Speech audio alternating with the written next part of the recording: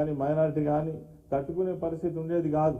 కానీ ఏవైతే ఈ గురుకుల కళాశాలలు వచ్చిన తర్వాత వాళ్ళు ఈ కాంపిటీషన్ విద్యా విధానంలో కూడా గొప్పగా తట్టుకొని ఒక్క మాటలో చెప్పాలంటే ఎంబీబీఎస్లో 2016 సీట్లు సాధించినటువంటి ఘనత, అదేవిధంగా బీడీఎస్లో 911 సాధించినటువంటి వేలాది మంది విద్యార్థులు అగ్రికల్చర్ బీఎస్సీ కావచ్చు, ఇంజనీరింగ్ కావచ్చు, ఐఐటి కావచ్చు, ఐఐఎం కావచ్చు, మరియు దేశంలో విదేశాలలో ఉన్నటువంటి ప్రఖ్యాతిగాంచినటువంటి యూనివర్సిటీలలో అడ్మిషన్స్ పొంది ఇప్పటికే వేలాది మంది విదేశాలలో చదువుకునేటువంటి అవకాశం కలిగింది అని అంటే అది గురుకుల పాఠశాలల ద్వారా, గురుకుల పాఠశాల విధానం ద్వారా అని మాత్రం ఈ సందర్భంగానే మనం చేస్తా ఉన్నాం.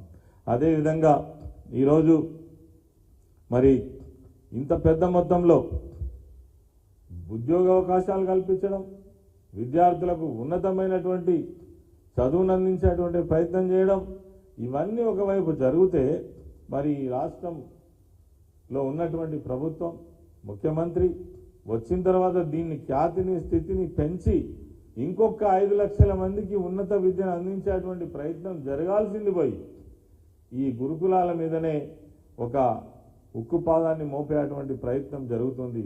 ఇది మేము ప్రజలకు ఖచ్చితంగా దీన్ని అర్థం చేసుకోవాలని చెప్తా ఉన్నాం. అదేవిధంగా ఇంకొక మాట కూడా నేను చెప్తున్నా, ఈ ముఖ్యమంత్రి గారు మాట్లాడినటువంటి మాటకు అర్థం పర్థం లేదని కూడా నేను చెప్తా ఉన్నా. ఎందుకంటే మానవ సంబంధాలు ఏవో దెబ్బతింటున్నాయని ఒక అధ్యయనంలో తెలిసిందని చెప్పినటువంటి ముఖ్యమంత్రి గారు ప్రజలు దీనిపైన ఏ విధంగా స్పందిస్తుందో కూడా ఒకసారి ఆలోచన చేయండి. ఈరోజు గురుకుల పాఠశాలలో చదువుకోవడం కోసం సీట్ల కోసం అప్లై చేసేటువంటి విద్యార్థుల సంఖ్య చూసినట్టయితే ఒక్క సీటుకు 10 అప్లికేషన్లు, అంటే దాదాపుగా 40 నుంచి 50 వేల మంది అప్లికేషన్ చేసుకుంటా ఉన్నారు. 50 లక్షల మంది, 40 లక్షల నుండి 50 లక్షల మంది అప్లికేషన్ చేసుకుంటా ఉన్నారు. అంటే దీనికి ఎంత మరి ప్రాధాన్యత ఉన్నది, ఎంత కాంపిటీషన్ ఉన్నది, దీన్ని పెంచాల్సినటువంటి ఆలోచన చేయాల్సినటువంటి ప్రభుత్వం, ముఖ్యమంత్రి దీన్ని ఈ నివేదిక పేరిట, ఈ అధ్యయనం పేరిట మరి పేద ప్రజలకు అందేటువంటి గొప్ప ఈ గురుకుల విద్యను నాశనం చేసేటువంటి ఒక ప్రయత్నం, కుట్ర జరుగుతుంది. దీన్ని ప్రజలు ఖచ్చితంగా గమనించాలి. అదేవిధంగా మేము హెచ్చరిక చేస్తున్నాం, ఎస్సీ వర్గాల తరఫున, ఎస్టీ వర్గాల తరఫున, బీసీ మైనారిటీ వర్గాల తరఫున గురుకుల పాఠశాలల విద్యా విధానంలో మీరు ఇంకా ఉన్నతంగా పెంచే ప్రయత్నం చేయండి. మేమున్నప్పుడు సిఓఈ సిస్టమ్ తీసుకొచ్చినాం. ఏవైతే ఇప్పుడు ఉన్నటువంటి ప్రైవేట్ విద్యా సంస్థలకు ధీటుగా సిఓఈ సిస్టమ్ తీసుకొచ్చినాం. విద్యార్థులకు ఒక ఆత్మస్థైర్యాన్ని కల్పించినాం. ఎన్నడూ కూడా అందులో చదువుకునేటువంటి పిల్లలు మేము ఇంత గొప్పగా అవుతామనేటువంటి ఊహ కూడా రానటువంటి పరిస్థితులలో మేము ఆ రోజు కల్పించినాం. దీన్ని పెంచే ప్రయత్నం చేయండి. దీన్ని ఇంకా బడ్జెట్ పెంచండి, ఇంకా గురుకుల పాఠశాలల సంఖ్యను పెంచండి, మరి ఇంకా వేల లక్షలాది మందికి మంచి విద్యను అందించే ప్రయత్నం చేయండి తప్ప దీన్ని తుంచేసే ప్రయత్నం జరుగుతుంది.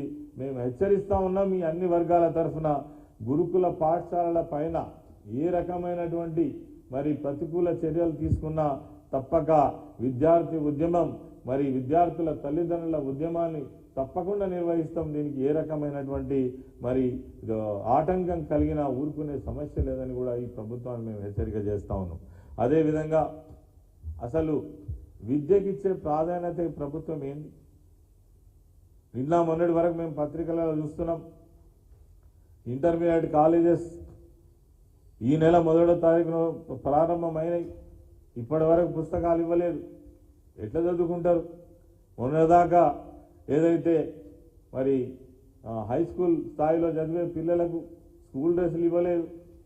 అంటే విద్యా విధానం మీద మీ ఉద్దేశం ఏంది? అసలు ఏమనుకుంటున్నారు? ముందస్తు ఏర్పాట్లు జరిగాయా? దానికి డిపార్ట్మెంట్స్ లేవా? ప్రతి దాని మీద ముఖ్యమంత్రి చెప్తేనే చేయాలన్నా?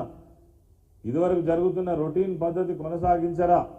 ఏ వ్యవస్థనైనా రొటీన్ పద్ధతిని కొనసాగిస్తూనే దానిలో ఉన్నతంగా మీరు చేయాలనుకున్నది చేస్తే ఒక మంచి ప్రభుత్వంగా ముందుకు పోతారు తప్ప ఈ ఉన్నటువంటి దాన్ని చెడగొట్టేటువంటి ప్రయత్నం చేయొద్దని కోరుతా ఉన్నాం. అదేవిధంగా మన ఊరు మనబడి తెలంగాణ ప్రభుత్వంలో ఒక గొప్ప కాన్సెప్ట్, ప్రతి సంవత్సరం 33% పాఠశాలను తీసుకొని హై స్కూల్స్ కావచ్చు, ప్రైమరీ స్కూల్స్ కావచ్చు, యూపీఎస్ స్కూల్స్ కావచ్చు, వీటన్నిటి కూడా పూర్తి స్థాయిలో ప్రక్షాళన చేసి అక్కడ కావలసినటువంటి విద్యార్థులకు సంబంధించిన లేదంటే అక్కడ ఉన్నటువంటి స్కూల్ ఆవరణలో స్కూల్లో కావాల్సినటువంటి మౌలిక వసతుల కల్పనలో ప్రతి సంవత్సరం బడ్జెట్ కేటాయించి మరి 33% తీసుకొని ఇప్పటికే 33% ఆ స్కూళ్ళను చూసినట్టయితే అద్భుతంగా ఒక ప్రైవేటు వ్యవస్థకు ధీటుగా నిర్మాణమైంది గ్రామీణ ప్రాంతాలలో.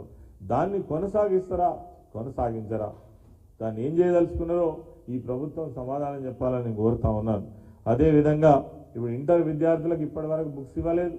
ఎప్పటిలోకి ఇస్తారా ఇవ్వరా, అసలు ఈ విద్యా విధానం మీద మీకు పాలసీ ఉన్నదా లేదా, మరి ఈ ప్రభుత్వం ఆలోచన చేయాలని తప్పకుండా దీనిపైన చర్యలు తీసుకోవాలని మేము కోరుతా ఉన్నాం.